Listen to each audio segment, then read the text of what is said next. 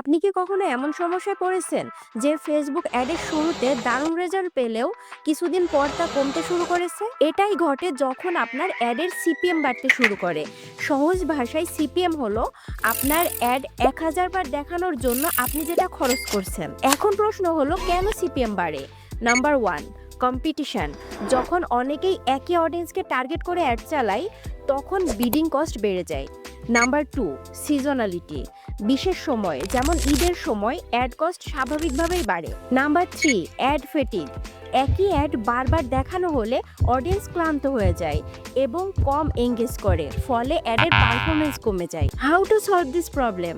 মেটা অ্যাডসের সঠিক স্ট্র্যাটেজি না জানলে your budget will just go to waste. তাই আপনার অ্যাড পারফরমেন্স ধরে রাখতে এবং প্রফিটেবল স্কেলিং করতে মাস্ট প্রফেশনাল লেভেলে শিখতে হবে। তাই এখনই মেটা অ্যাডস মাস্টারি লাইভ কোর্সে অ্যাটেন্ড করুন।